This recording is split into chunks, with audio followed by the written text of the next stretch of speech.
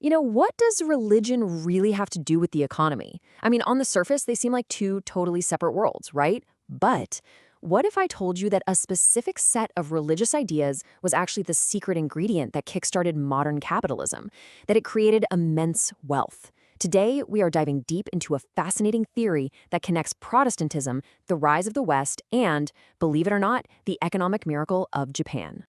It's a pretty bold question, isn't it? How could a belief system that's all about God and the afterlife suddenly become this powerful engine for worldly material success?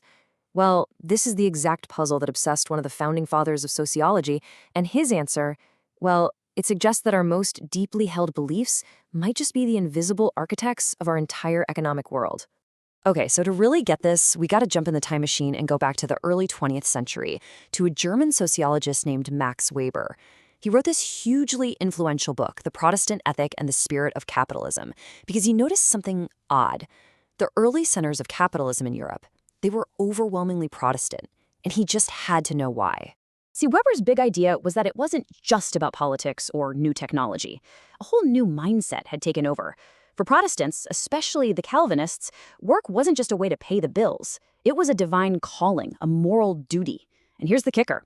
They believed in predestination, that God had already decided who was going to be saved. So they were desperately looking for signs that they were one of the chosen ones. And worldly success, the kind you get from disciplined hard work, that was seen as the number one sign. And this right here is a super important point. This was not a green light for greed. No way. Chasing wealth for luxury, for lavish spending, that was still a sin. But profit that came as the result of tireless work in your profession, that was totally different. That was seen as proof of God's grace. This mindset basically created the perfect recipe for capitalism. Work incredibly hard, live frugally, and reinvest your profits back into your business. Okay, so Weber's theory? It seems to fit Europe and America like a glove. But what happens when we look east?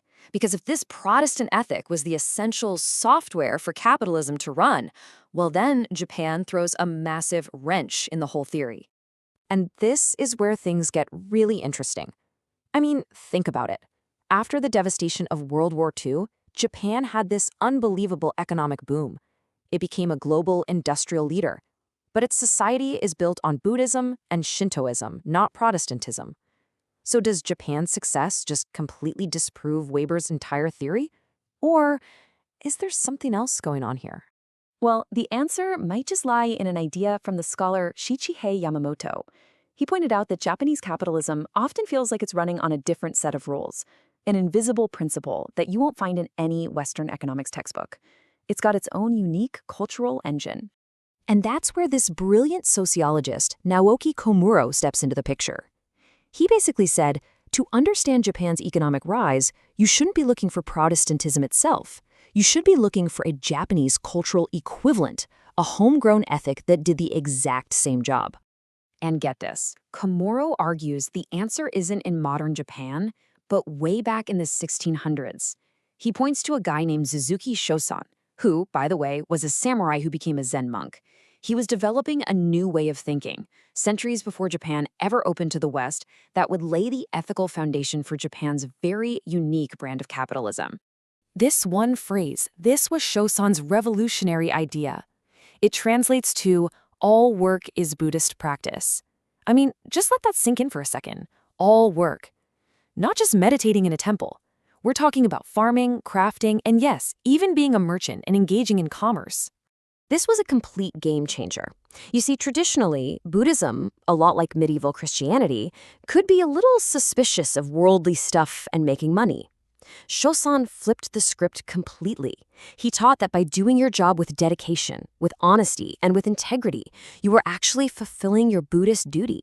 Your office, your farm, your shop, it became your monastery. So when you actually put these two ethical systems side by side, the Protestant ethic from the West and Suzuki Shosan's ethic from Japan, the parallels are just absolutely stunning. It's like they're two completely different cultural paths that somehow arrived at the same economic destination. And when you look at how they treated profit, it's almost the exact same logic.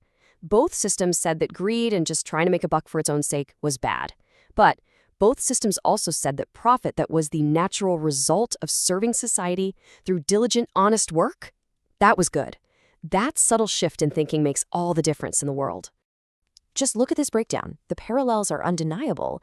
For Protestants, work is a sacred calling. For Shosan's ethic, it's a form of Buddhist practice. For one, profit is a sign of God's blessing. For the other, it's the result of doing your duty. And both of them push for a life of self-discipline and saving, what the Japanese called kenyaku, or thrift, not just as a nice personal habit, but as a full-blown social responsibility. So what does this all mean? Well, the huge takeaway here is that the really deep-seated values and ethics of a culture can act as this powerful and often totally invisible economic engine. It's not just about having resources or the right policies. The best way to think about this is like a computer. This Spirit of Capitalism isn't a specific app you can just download and install. It's more like the underlying operating system. It's that background set of values and beliefs that provides the stability and the moral justification for all the other apps, like commerce and industry, to even run in the first place. All right, so let's tie this all together. First, Weber's Spirit of Capitalism isn't some one-time invention that belongs only to Protestantism. Second, Japan created a functionally identical ethic all on its own, from its own Buddhist traditions, centuries before it industrialized. And finally, having this cultural software already in place was an absolutely crucial precondition that allowed Japan to adopt modern capitalism so quickly and so successfully. And that, of course, brings us to the big question for today. We've seen how this unique ethic of work, of duty, of collective responsibility fueled Japan's incredible rise. But as Japan faces brand new challenges in the 21st century, from an aging population to intense global competition, the real question is whether this traditional spirit can adapt and continue to be a source of economic strength. And understanding where it came from, well, that's the first step to figuring that out.